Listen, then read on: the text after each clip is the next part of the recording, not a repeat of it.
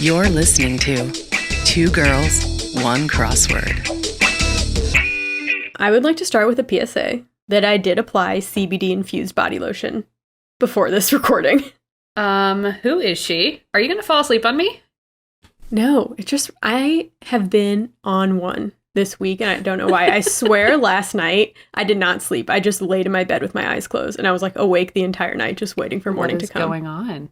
I don't know. Grace. Anxiety? Maybe you need to talk to me more? Well, I took my melatonin last night. Maybe I did have a Coke at like 3 p.m., but usually that's fine. I don't know. Anyways. That is not, I don't know. You need to figure out what your sleep cycle is and stick to it, miss. I sleep at odd hours every night. I did go to bed a little late because I was supposed to have to, it's the whole thing. I'm not going to get into it for our listeners, but anyways. Get into it. We've started. I have the CBD lotion, but I should be fine. I should have my wits about me. I wouldn't operate a forklift, but I can definitely do a trivia podcast. I would operate a forklift. Neither of us should ever have any access to a forklift. Doesn't mean Stone cold sober. Right, yeah. No, don't give me access to one. But if you did make that accident, that's on you. That's your own fault. Yeah, that's your own fault at that point. We warned you. I also have CBD lotion, by the way. It's real nice. Yeah, no, it's nice, right? It's real nice. Dude, if I'm doing like a full self-care night, it's like I do the whole face regime. I get a friggin' mask on. I shave my legs. I'm getting crazy here. And then I get the lotion on, and then I'm as slippery as a seal. Dude, right after you shave your legs, they're going straight into those hair follicle pores. Directly to the bloodstream. Putting it all over your whole body. That's if I didn't put it over my whole body, just a little bit. Lies. You do your whole body, I'm like out. That's bedtime. No, you need to give yourself at least 20 minutes after applying all of the lotion to your body because you can't get into bed being like as slippery as a steel. Okay, folks? No. This is a lesson for you. I don't like lotion for that reason, actually. No, you have to like let it like soak in and dry and like whatever, which it's nice if you're like not planning to go to bed right away. But if you're doing like a bath and then lotion and then bed, you got to build in time for the soaking in process. Anyway, hello. You heard it here first, people. I'm Grace. And I'm Chelsea. This is Two Girls, One Crossword. Crossword. Your favorite weekly Podwood Quascast. That's true. And did we say that we're the Good Evening Girls? Do you say that? I think we sometimes say it, but I didn't say it this time. Well, we are the Good Evening Girls. So if you're interested in that, that is our stage pair name. Stage. Good Evening Girls if you're nasty. Well, I guess it's been a couple weeks. We've been doing things because it's, holiday season here in the United States of Shamerica. So Suck America. Suck America, more like it. That was good, Grace. Thank you. We're a little inconsistent around the holiday times because, you know what? We're not robots, okay? And we have jobs. And we need to take care of ourselves and our families sometimes too, okay? I need to block out full weeks for my CBD treatment, so. Yeah, and I got nothing going on. I just like to be inconsistent in general. And then we come back and we're like, I've never done a podcast before. It's true. But I will direct us right into heights and shites. Direct us into the heights and the shites, please. I'm going to start with the shite. Sometimes I like to start with the shite, just because it's fun. It's nice. It gets us all fiery. Let's do it. Yeah. This is not actually, well, this is kind of it's only a shite because I had never heard of it before. But again, you're allowed to have clues that I've never heard of before, obviously. Otherwise, you wouldn't be able to make a crossword. This is from the December 2nd New York Times by Will Nediger. 50 across, quote, not gonna happen.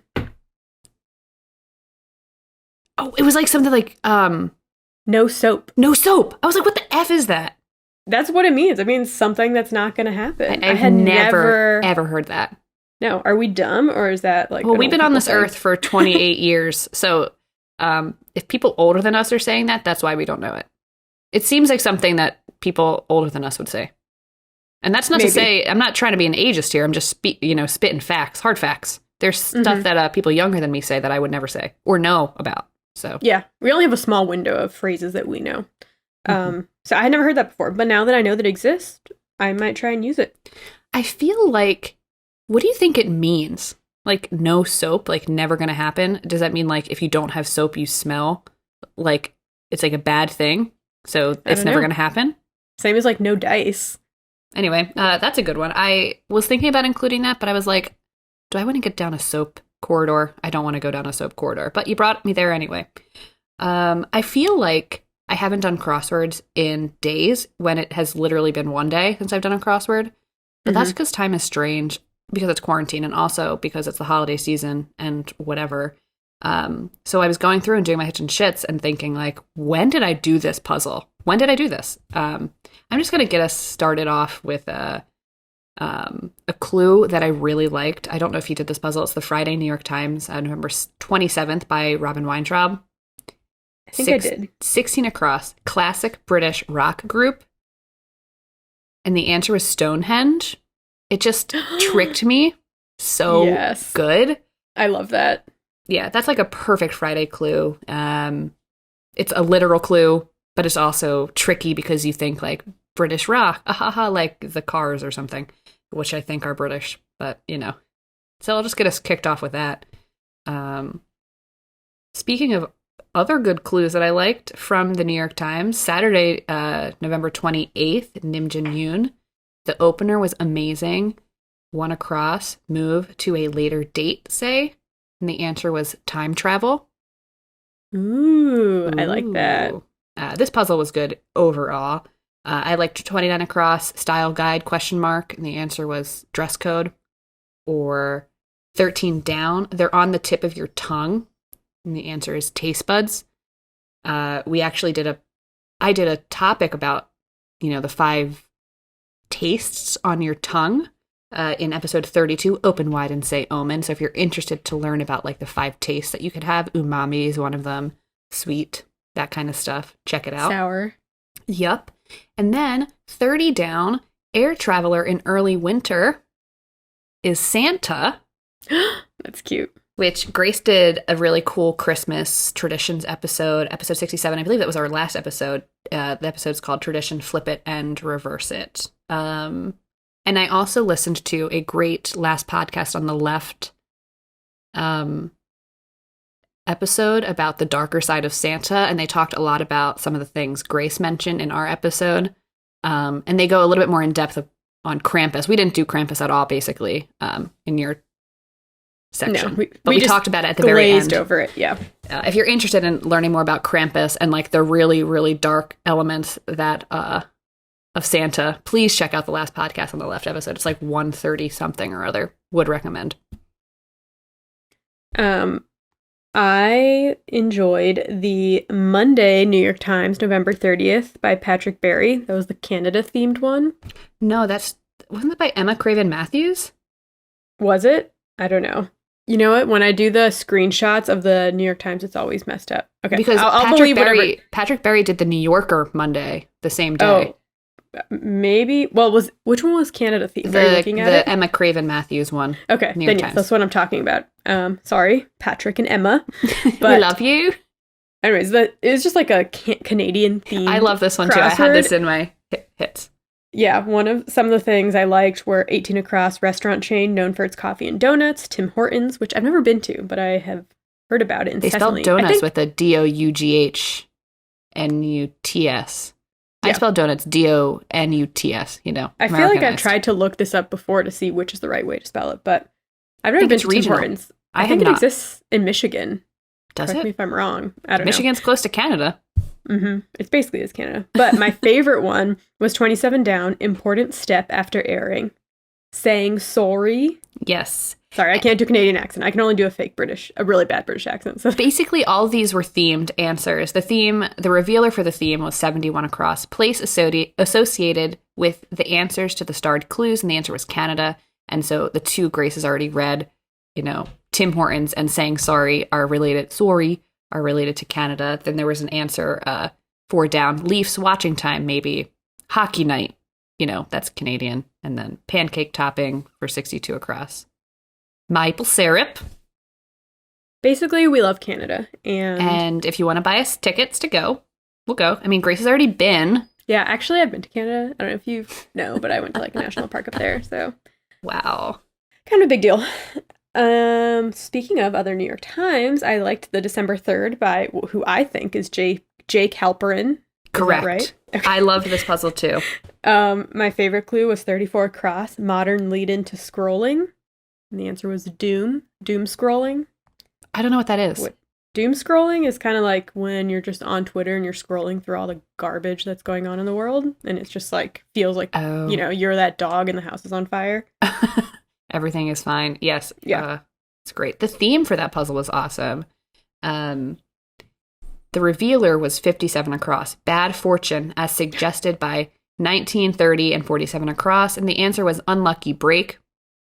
And basically there's a rebus, and the rebus was the number 13. But the number 13 was used for the across clues, but the letter B was used for the down, intersecting clues. Because if you put 1 and 3 next to each other, it looks like a B. Yeah. So some examples. You want to give us an example? Well, memorable launch of April 11th, 1970, Apollo 13. Yes. I like that one. And then runs interference for the offense, ? Was the down, and it was abets. But the B in abets was a 13 in Apollo 13. Oh my God. Also good one was 19 across. This occurs at least once and never more than 3 times in a year. And the answer was Friday the 13th.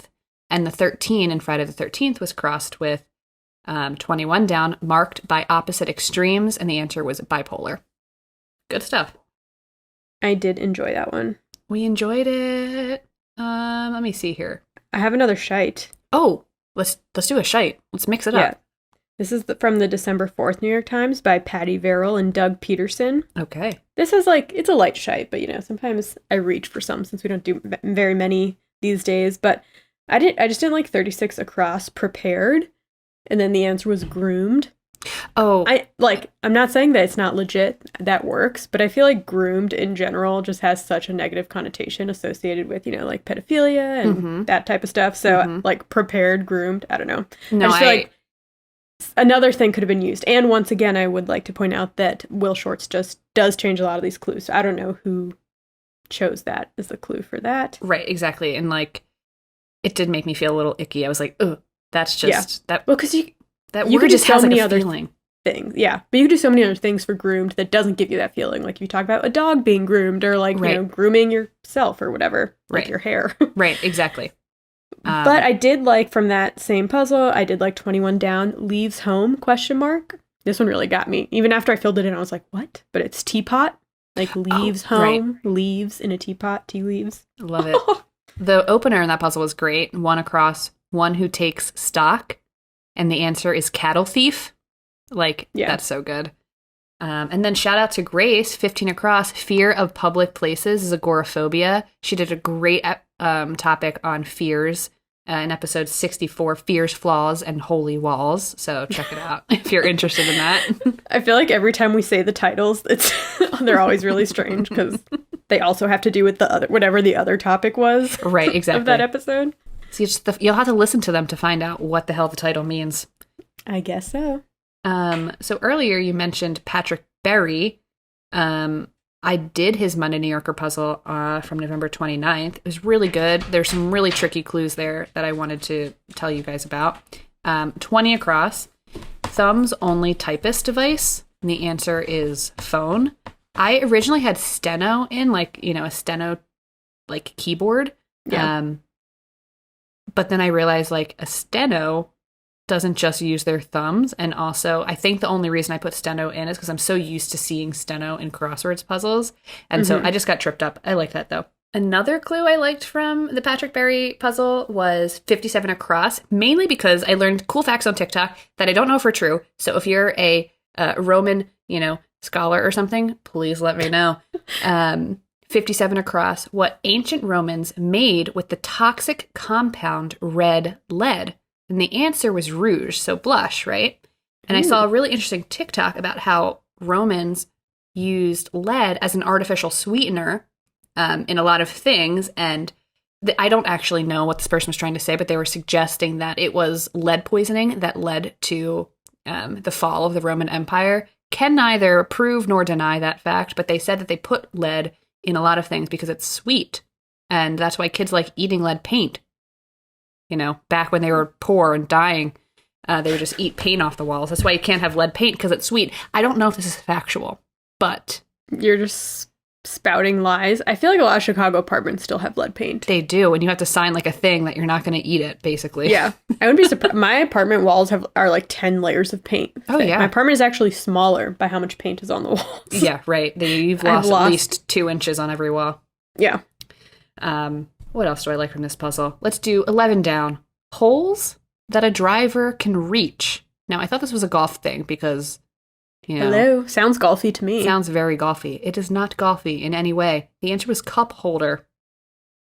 Oh, okay. Which is cute. I was like, that was a nice surprise, because I think usually when you see like driver or holes or something, it's like golf. And I always hate when there's a golf clue, because I'm like, honestly, I feel like golf is like the least watched sport in the entire world, but then that also my ignorance speaking. Yeah. So that's not true. If my dad hears this, he's going to be really upset. Sorry, Grace's dad. Here's another good one from that. 31 down. Object at the bottom of a champagne cocktail. Sugar cube? Sugar cube. And we have a great memory connected to sugar cubes. Was that when we went to see Eric Andre? No, it was when we went to go see Cats, I think. No, it was Eric Andre, because we got the champagne, right? I feel like we got anyways, doesn't matter. We got champagne at the show we went to, and I had won these sugar cubes at like a baby shower or something. They're like fancy and they're flavored. You're supposed to put them in champagne. I spent like 30 minutes trying to they were so packed tightly in this little... literally. Yeah, I was like biting it to get it to open. Finally, we got the sugar cubes out, and then it's like didn't even do anything because the champagne is cold, so the sugar cube didn't even melt. Yeah, the whole thing was just strange. Not worth it. And then I had an open sugar cube container in my purse, and then I got sugar everywhere. So I got home and threw it away, and I have never gone to a play since. It's true. It's true. Pre-COVID, of course, she was like, do you care if I bite this to try and get the sugar cube out? And I was like, yeah, I don't care. Never again will I let you bite my sugar cubes. I know. That was a different time. We didn't know. It was. That was, I swear to God, it was Eric Andre, because it was at Chicago Theater. I'm just saying it. I'm just going to say it. Anyway, all right. We can argue later. Shall we? Do you have anything else? No, I'm ready to flip the coin. Ooh, okay. Let's do it. I'm flipping the coin now.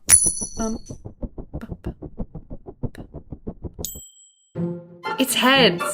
It's you. I haven't gone first in a long time, I feel like. We haven't recorded in like a month. It's true. So that's that, kids. All right, you're up, baby. All right. So my topic comes from the Friday New York Times, November 27th, Robin Weintraub puzzle. 14 across. One-time court figure. And the Joker? answer is fool. Like Jester. Okay. Did I say fool weird? You said it like full. Fool? Fool. Which double O. Double O, one L. Yeah, got it.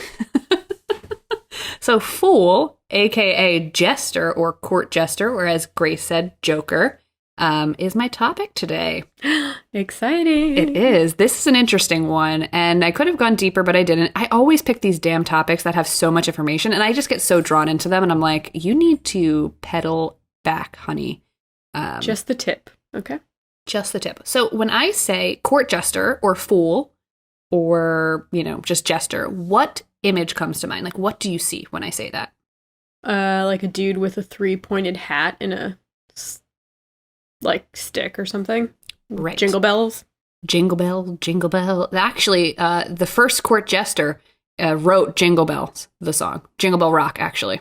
That is cannot be true. It's not, but I love that fact. That's a great fact just to tell people, to lie to them. If that's your thing, it's my thing. I like to tell fake facts to people for fun. Thanks for listening to our podcast about facts. Anyway, so yes, I think when in the Western world, when you think of court jesters, the first image that comes to mind are these characters with bright colored tunics, pointy hats, bells, whatever. And they're kind of known for being like funny, farcical.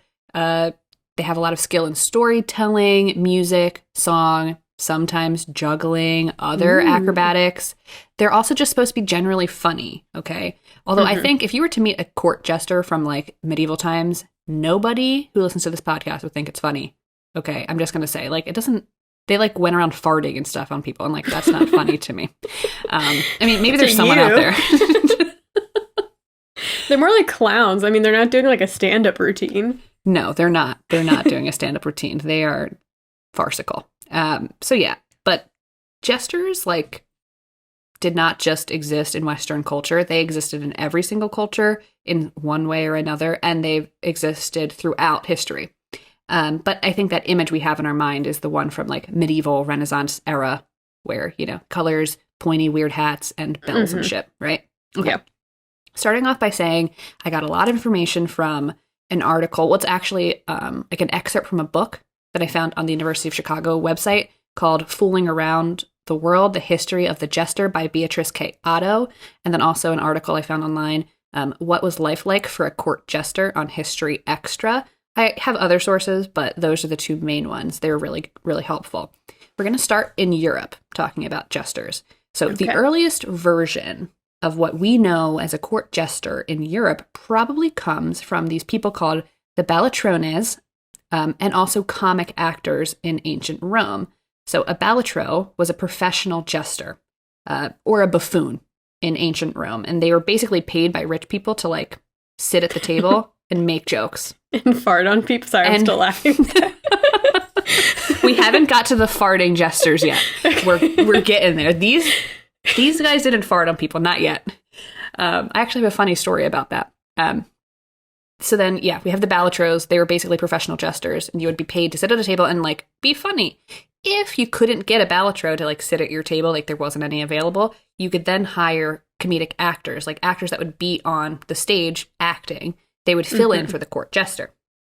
But there's a little problem in ancient Rome. Depending on who was leading, there could be, you know, imperial purges of various comedic actors. So if a leader didn't like the things that certain comedic actors were saying, they would round them up and kill them, which is great. You know, actors, and I think this is true throughout history, actors are known for being outspoken, satirical. They kind of push the boundaries of what's going on at the time. That's what makes the arts really cool. You know, you can kind of push the boundaries and you change society with art. Anyway, so it was common for these Roman comedic actors to kind of live and work on the road. They fanned out across the entirety of the Roman Empire, which essentially stretched across Western Europe as we know it. You know, it was massive. So these comedic actors were going everywhere.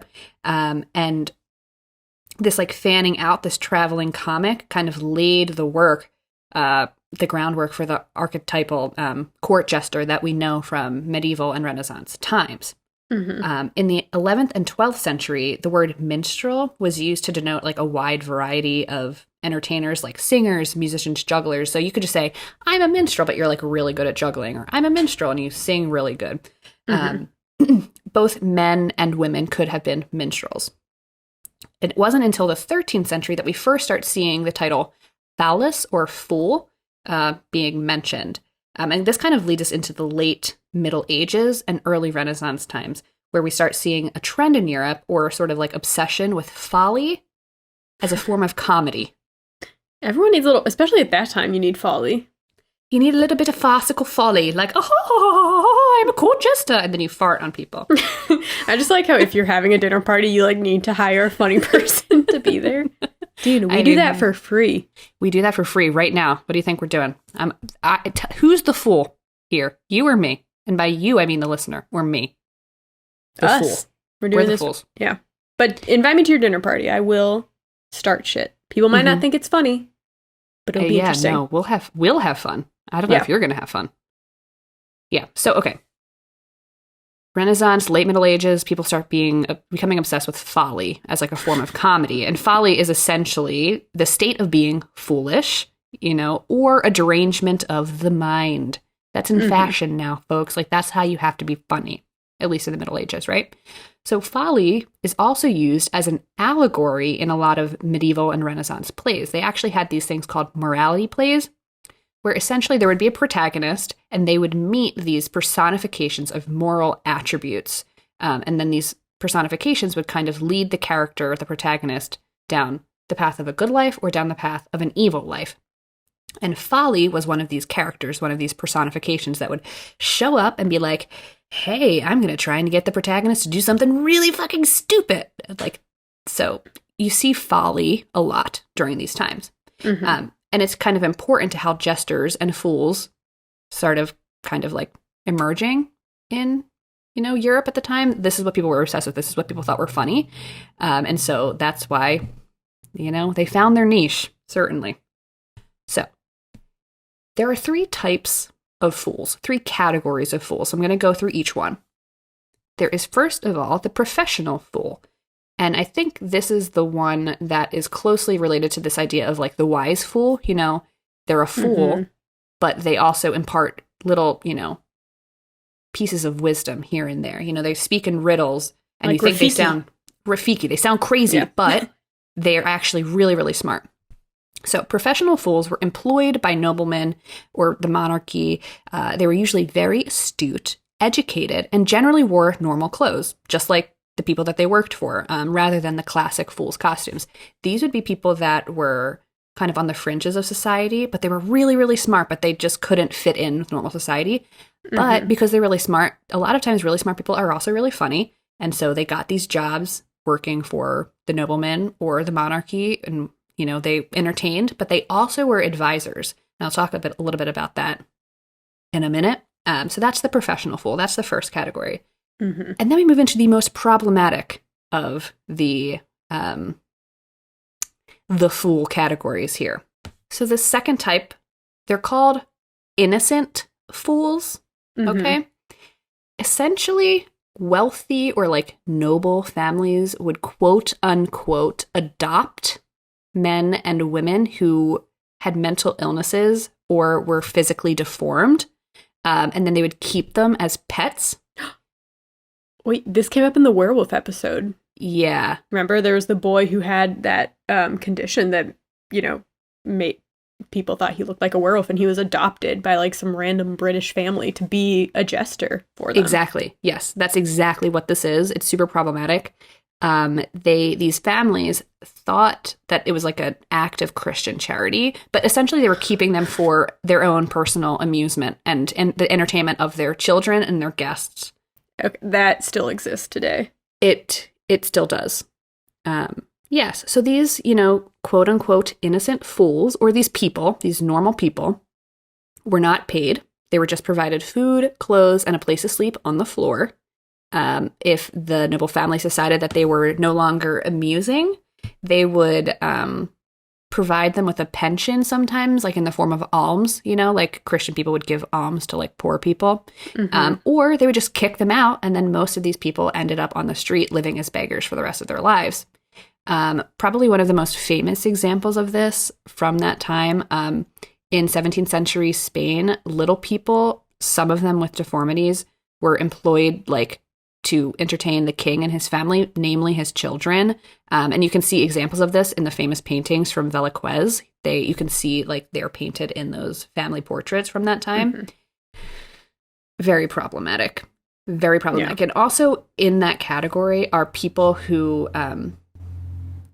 like they said, mental illnesses. So people who might not have had like the same, mental faculties as other people. And so instead of being a burden to like a poor serf family, a nobleman would like ride in and quote unquote adopt them. And then they live with the family as a pet. Ew. It's horrible. Yeah. Don't like that. No. Neither do I. And so then that moves me into a happier fool category, category number 3.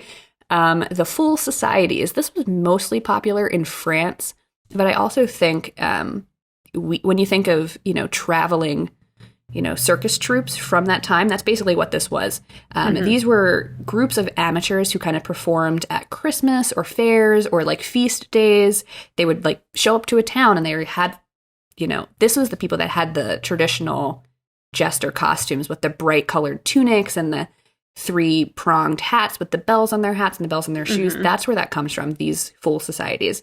And they would basically just dance and prance throughout the city and like be festive. That's what I would want to be on, I think. Exactly. I agree entirely. So I'm sure you're all wondering, how did you get this job? Like, how did any one person like get hired to be a court jester? Well, I have an answer for you that isn't actually helpful. So basically, you could become a court jester any number of ways. But I'm going to give you some potentials.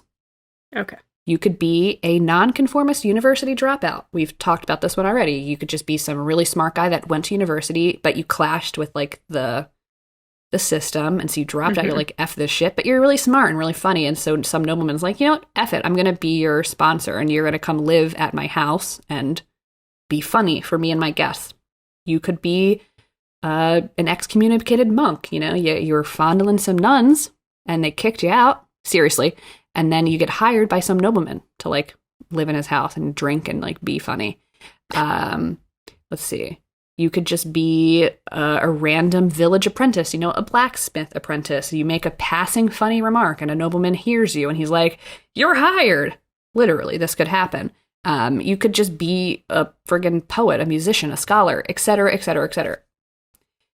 You could literally be, found and recruited from anyone, anywhere. If you just say one funny thing. And, you know, back in the day, it's like so many jokes hadn't even been made yet. So. Exactly. They had so much freedom, okay? They had so much to work with, okay? And so the process of, like, hiring a jester is extremely informal, as we're learning. But it was also, like, meritocratic. So you had to be good at what you did. So if you weren't good, like, you would get the boot, you know? You might, like, tell one funny joke to a nobleman. He takes you home, and then you can't be funny ever again, and you're out on your ass. Okay. And Jimmy, who hired you to be his serf in the field, is not taking you back. So you're a beggar. Yeah. Woof. It's rough. Yeah. So I'm going to talk to you about some examples of how certain jesters got hired. In Russia, quote, they were generally selected from among the older and uglier of the serf servants, and the older the fool or she-fool was, the droller they were supposed to be. The fool had the right to sit at the table with his master and say whatever came to his head. Okay. This next one comes from a book from 1662 called Fuller's History of the Worthies of England, and it talks about Queen Elizabeth I's famous jester, Tarleton. Quote, here he was in the field keeping his father's swine, when a servant of Robert, Earl of Leicester, was so highly pleased with his happy, unhappy answers, whatever that means, that he brought him to court, where he became the most famous jester to Queen Elizabeth. Wow. I don't know what happy, unhappy answers mean, but, well, I could probably like funny, dry. That's dry humor dark, for you. That's dry humor. Everybody loves it, okay? So now I'm going to talk about Klaus Narr. Oh, I love him. He's like my fave. He is known as one of Germany's most famous and long-serving jesters, and he was recruited when he was out tending geese. So there's this guy named Elector Ernst. Elector is like a position in German something back then in like the 1400s. So this Ernst guy was traveling through Ronstadt with a lot of horses and wagons. Klaus was tending his geese in the field over, and he was like, holy crap, what's all that noise? What's all that commotion? I want to go see what it is. But the problem is that he couldn't leave his geese, okay? So what he did is he took all his geese and tucked their necks up into his belt. Oh, and in the process, he killed them all because they died. Anyway, so he tucked all the geese up, and he runs to figure out what the commotion is, and this Elector Ernst sees him and laughs at the simplicity of the man. Simplicity he uses here. And he decided he was born to be a jester. So he asked Klaus's father for permission to take him to court. And this is what Klaus's father said. Quote, that would be great, sir. Obviously, Klaus's father said this in whatever German language he was speaking, not English. But, quote, that would be great, sir. I'd be relieved of a great encumbrance thereby. The youth is no good to me. He makes nothing but trouble in my house and stirs up the whole village with his pranks. Actually sounds like good jester material, but God, Dad is not happy with him. I'm sure there's plenty of parents who feel that way about their college kids. Like, yes, let him go kill the geese at your house. Right.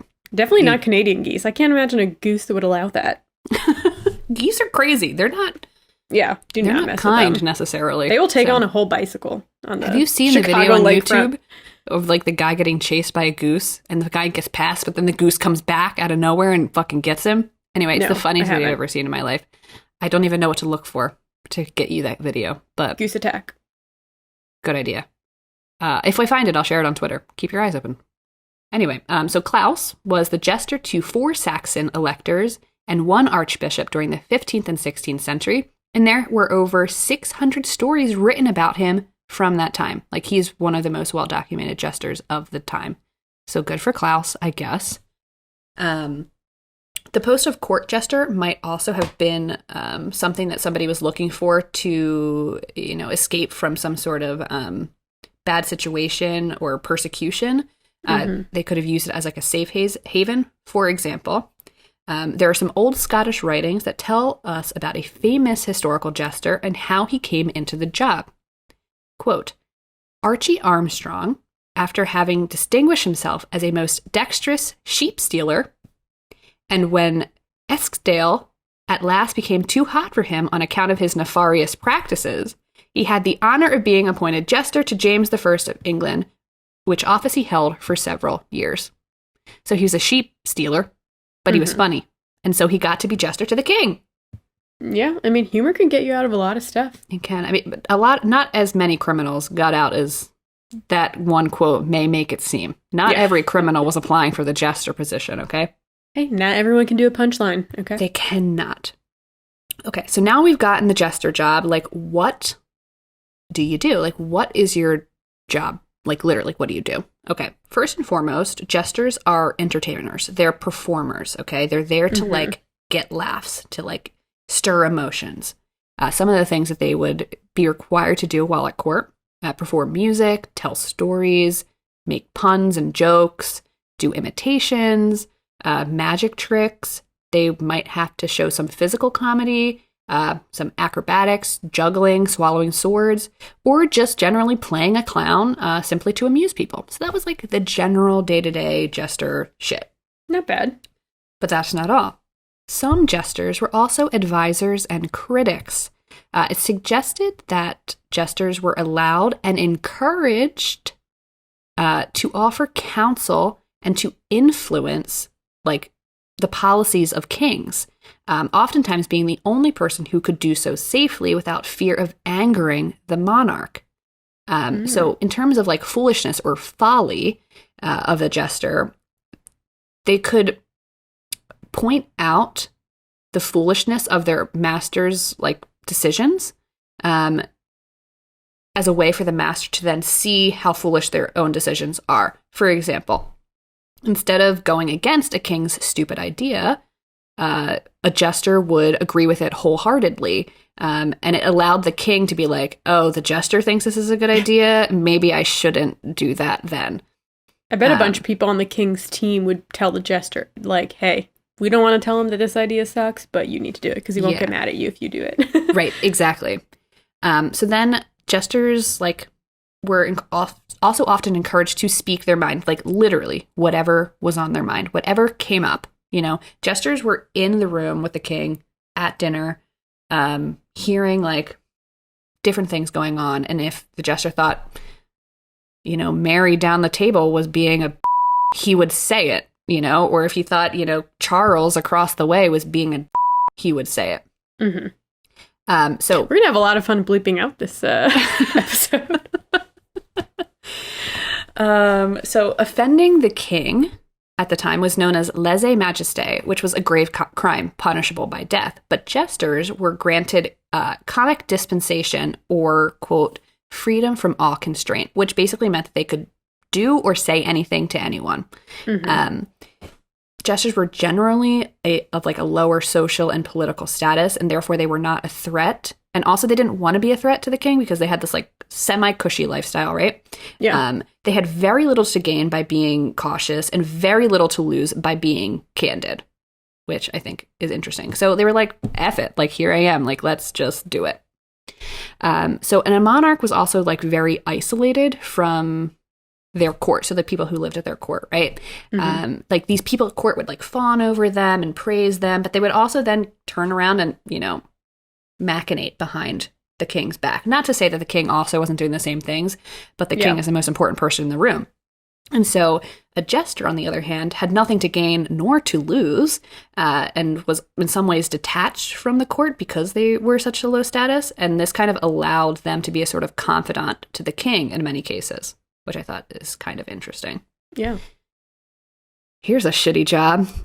They were battlefield messengers. Doesn't sound too bad, except it's horrible. So they were often required to go to battlefields with their masters, you know, like if there was like war happening. And, you know, war back in the Middle Ages and like the Renaissance time, it's not like war today. I mean, war is never good, but like it was particularly shite back then.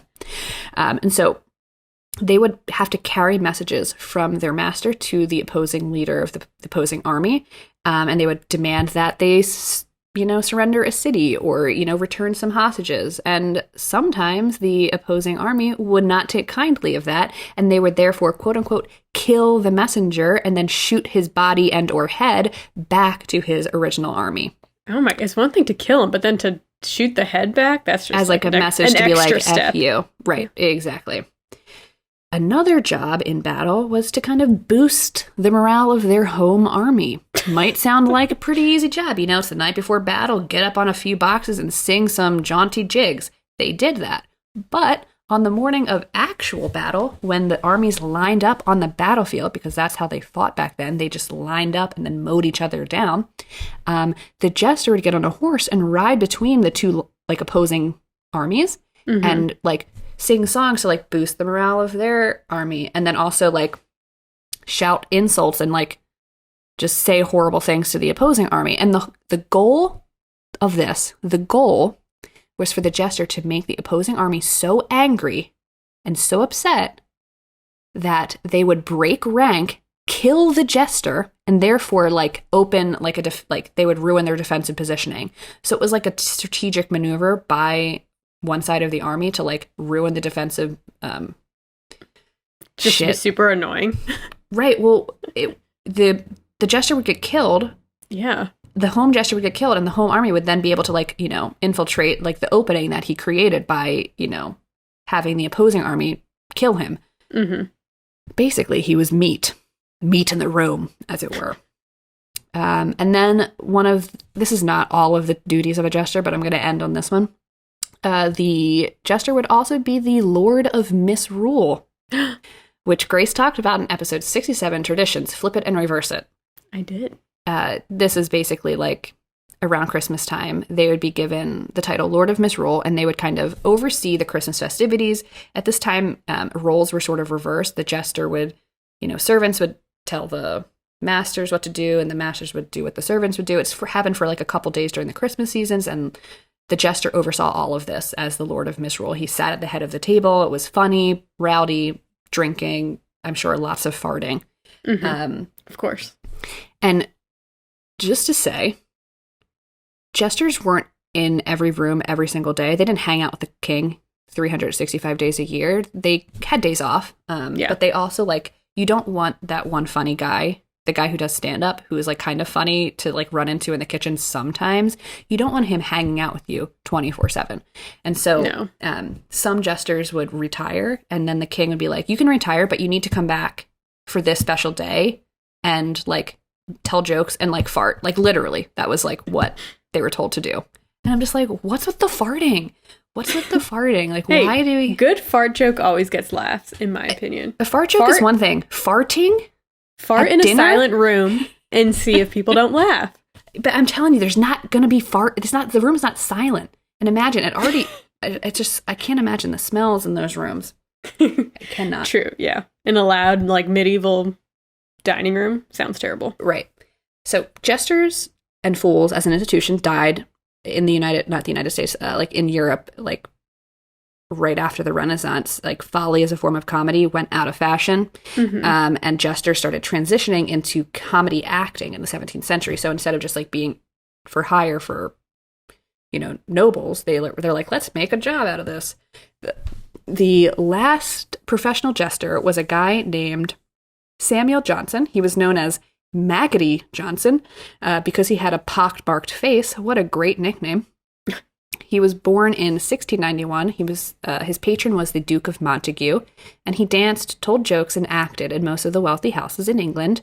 He even put on a play in London that was staged 30 times at the Haymarket Theatre, and he died in 1773, and he is buried in what is now known as Maggoty Wood.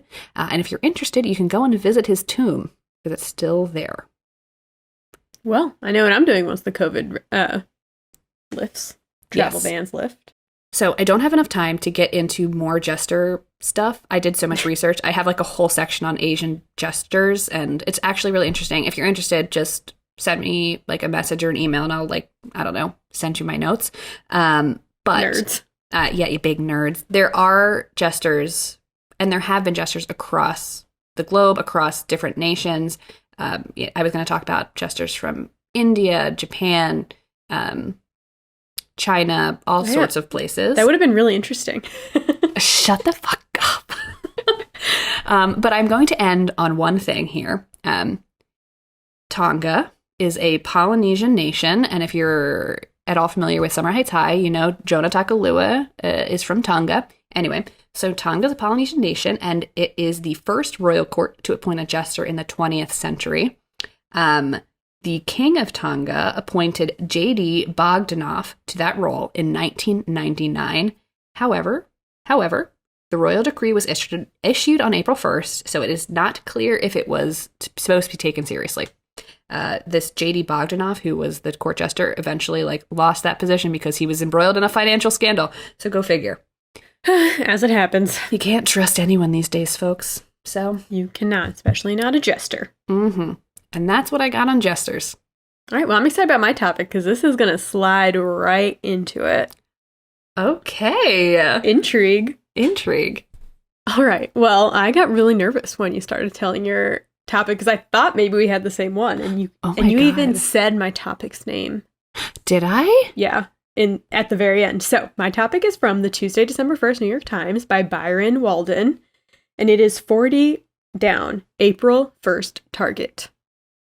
Fool. Yes. Oh my God.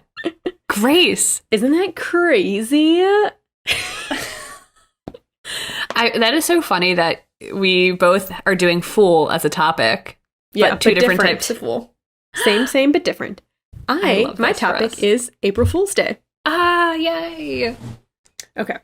So, the origin of April Fool's Day is perhaps one of the greatest holiday mysteries of our time. Dun, dun, dun. Perhaps fitting to the whimsical nature of the day, there is no concrete explanation for when or how it started. Prove it. I'm going to. I am going to go over possible origins for April Fool's Day, like theories that are out there, and then I'm going to talk about some of the greatest April Fool's pranks in history. Okay. All right, so in a previous episode, we talked about the Christmas traditions. That's coming up a lot. Basically, we talked about how Christmas traditions are really based in the pagan celebration of Saturnalia, which is the celebration of winter solstice, which celebrates the start of winter. But April Fool's Day may have a connection to the vernal equinox, which is the ancient Roman festival of Hilaria, which celebrates the start of spring on March 25th. Hilarity, anyone? Exactly. Well, Hilaria, joy. This festival is in honor of Sybil, the mother of gods. So basically, we're all just celebrating pagan traditions all year, every year. Every single day of your life. So this is a story of Sybil, and it's kind of weird. Okay, so this is a very shortened story. Apologies to any Sybil nerds. Yeah, or Roman mythology majors. Okay. Her son turns into a tree who's able to have a son of his own named Addis. Addis and his grandma Sybil end up falling in love. Addis kills himself, but Zeus resurrects him. And that's the TLDR. Too long, didn't read. So basically, It's like an incest story? So basically, I can write the secret history because I just am so cerebral about this type of stuff. Oh my God. Okay, so the Festival of Hilaria basically follows a similar pattern of celebration, death, mourning, rebirth, and then more celebration. All kinds of games and amusements were allowed on this day, especially masquerades, which included people wearing masks and disguises and imitating people, including magistrates and other people of power. So it was the one day where you can kind of make fun of people that otherwise would probably kill you if you pissed them off. Gotta love it. Yeah. So Hilaria is Latin for joyful. And it seems, since the beginning of time, spring has been a time of joy, celebration, and fun. Listen, and while I appreciate that sentiment, but spring is too damp for me to be truly joyful. You would never make it in Roman. I hardly make it now, Grace. I wouldn't either. I'd be blind. I couldn't see anything. We'd be done. Lenses. Yeah. We'd be done. So, while cultures all over the world have different types of spring celebration, April Fool's Day seems mostly tied to Europe and America.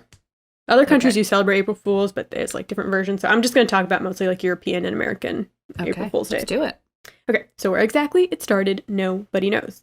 One of the earliest possible mentions of April Fools is in Geoffrey Chaucer's 1392 book, The Canterbury Tales. This is a very long time ago, 1392. You ever read Chaucer? No. In a story called The Nun's Priest's Tale. Oh my God, I'm so sorry that I had to write a whole research paper on that exact tale in 10th grade. Oh, sorry, you just brought back a lot of trauma, so sorry, thanks. I just opened a wound. Well, maybe you'll remember this. In this story, there is a vain rooster who is tricked by a fox on March 32nd. And some people think that this is a joke since March 32nd doesn't exist. March 32nd would really be April 1st. So some people say that's like the first April Fool's, and other people say that that was just a misprint. Not just like people, like other, historians say that no, that was just a misprint. Just random people on the streets. No, that was a misprint, actually. So yeah. Okay. However, one of the most popular theories about where April Fool's Day started relates to the changing of the calendar in 1582 in France. Okay. So at this point in time, people were using the Julian calendar, which started on April 1st. It started with spring. But after the Council of Trent, the Catholic Church, who was obsessed with making everything about themselves, decided to switch to the Gregorian calendar, which started on January 1st. And then that obviously caught on. So the calendar got changed over to January 1st. That was a new year. But some people did not get the memo, that the calendar changed. So they still celebrated April 1st as the new year, thus earning the title of being an April Fool. These people were the butt of jokes and victims of pranks, such as having a paper fish placed on their backs and being referred to as Poisson d'Avril, aka April Fish in very bad French, said to symbolize a young, easily caught fish and a gullible person. Okay, I like that one. Yeah, you were like, you're dumb. New Year's is January 1st. You're a friggin' fish, you idiot. Yeah. All right, so I feel like this makes a lot of sense for where April Fool's starts. Yeah, I would buy that. Well, think again, okay? Because there is proof of an April Fool's Day existing before then.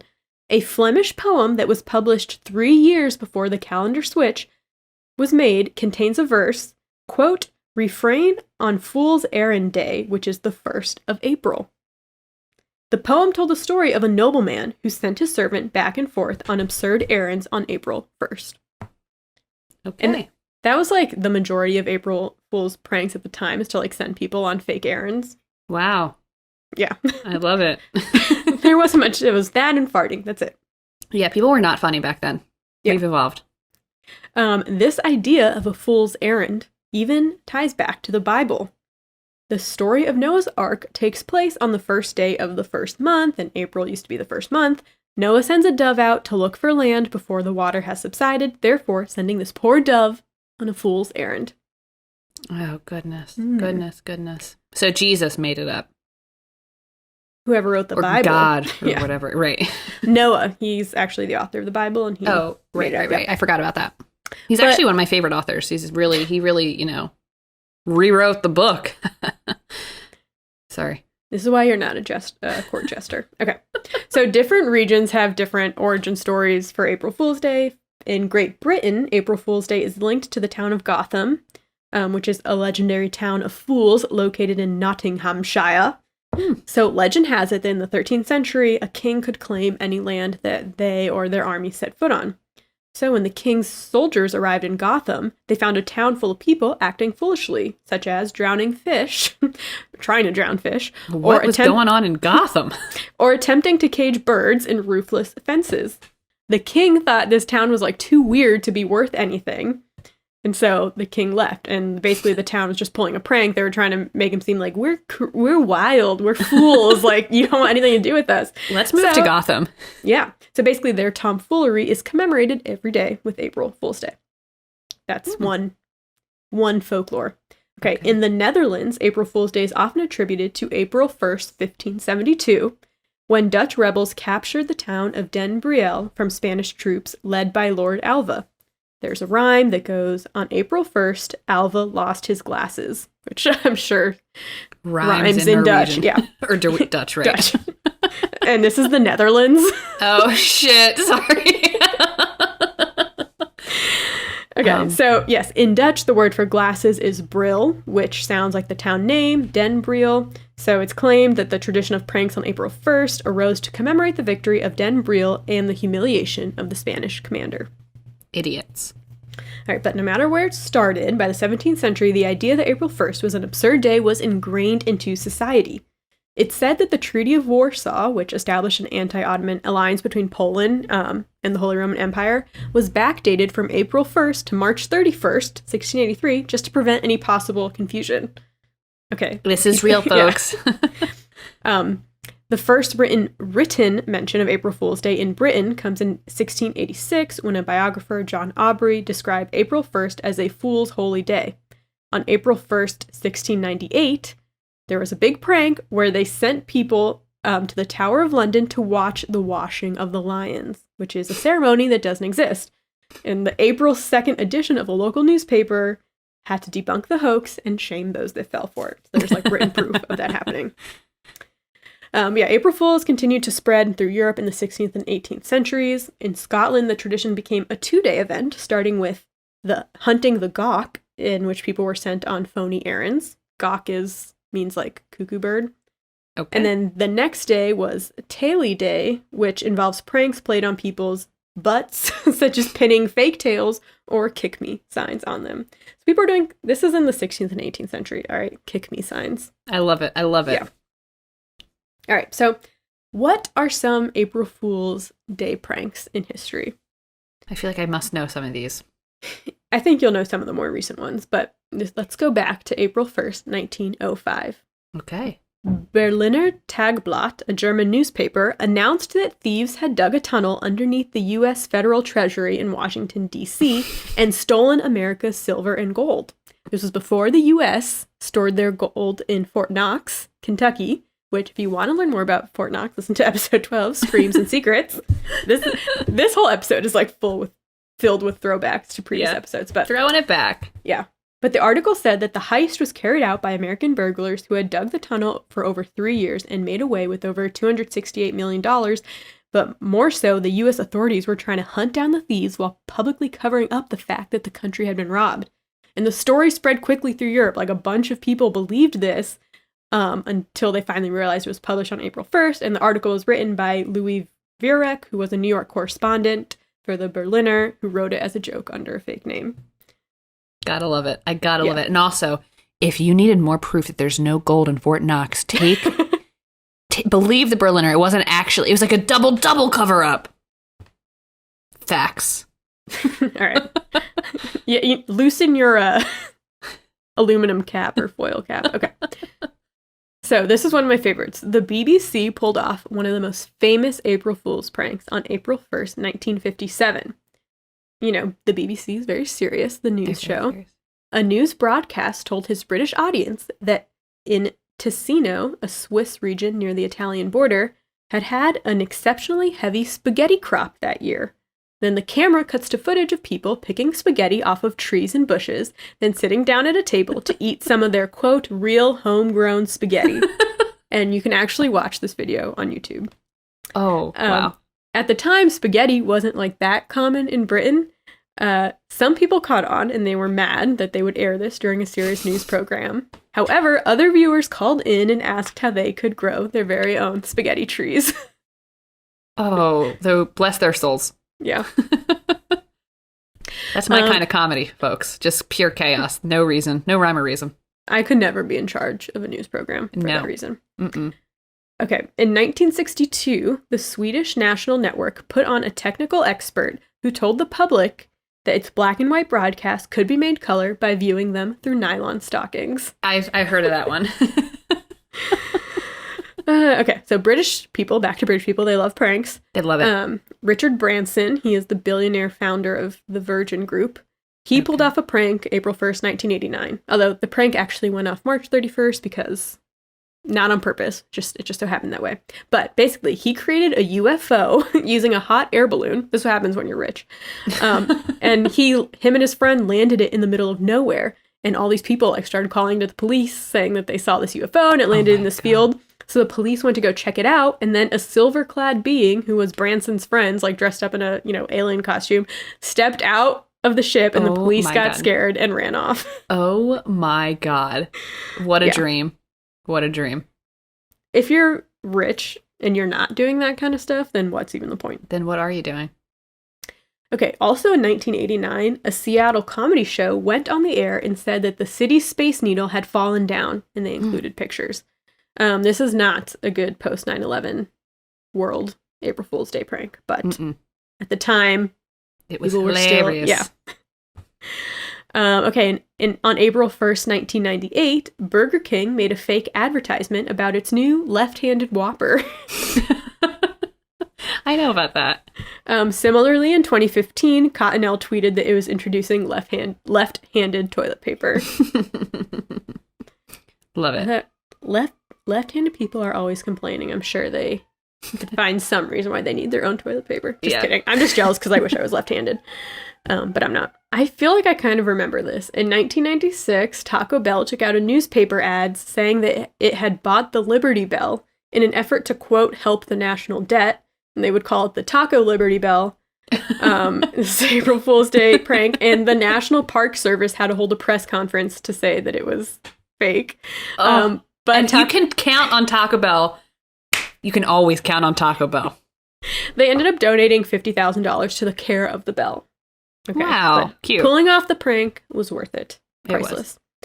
In 2005, Google said it was branching out with a new drink, Google Gulp. It would help to, quote, achieve maximum optimization of your soon-to-be-grateful cerebral cortex. Wow. Thanks, Google. Interestingly enough, Gmail was released on April 1st, 2004, which sounds crazy to me, because I feel like 2004 wasn't that long ago. No. But a lot of people thought it was a hoax because it was released on April 1st, and people didn't think that it was possible that an email server could hold like this much storage.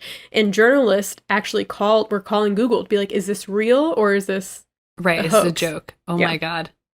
So basically, to end off, for any business people, do not launch anything on April 1st if it is legit, okay? But if you are a millionaire with access to a hot air balloon, then call me. Pretend you're an alien. Yeah. Facts. I was thinking that the Orson Welles broadcast of War of the Worlds was on April 1st, but it was not, sadly.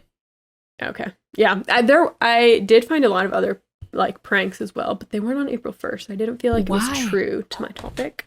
Yeah. Well, because sometimes if you're doing something on April 1st, it's like people are on edge. Although I haven't pulled a good April Fool's prank in a while. No, we pull good pranks in general, but I don't think we've ever done one on April Fool's.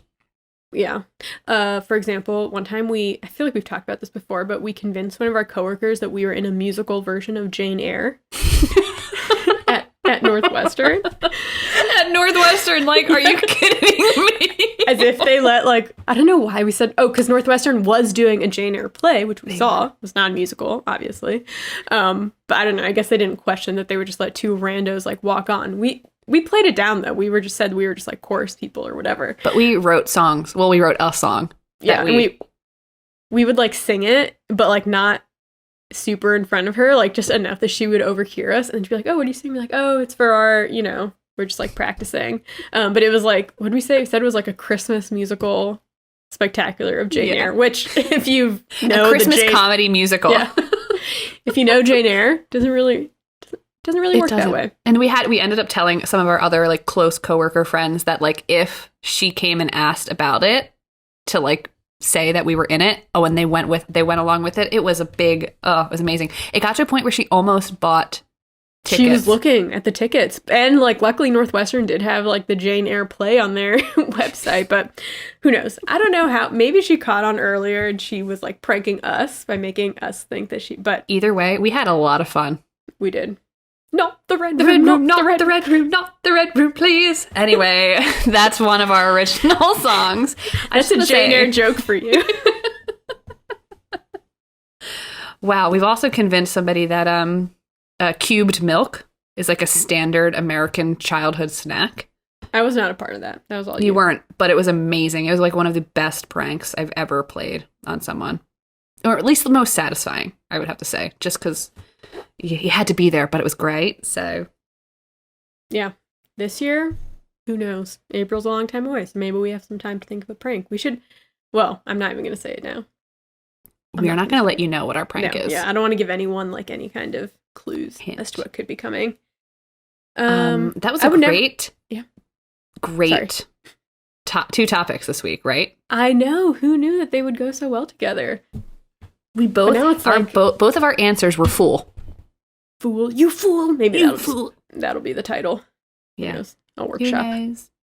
But yeah, if you fools want to get in contact with us, you can find us on Twitter at the Good Eve Girls, or Instagram at the Good Evening Girls, or TikTok at the Good Eve Girls. Mm-hmm. If you're feeling doubly, triply foolish, check out our new podcast, Meet Me in Forks, where we do a chapter by chapter review of Stephanie Meyer's new book, Midnight Sun. It's that's definitely for fools. So please come on over. That is for fools, yes. But I guess until then, we'll see you next time for episode 69. Oh my God, kids, buckle up. Wine, dine, 69. All right. Bye. Bye.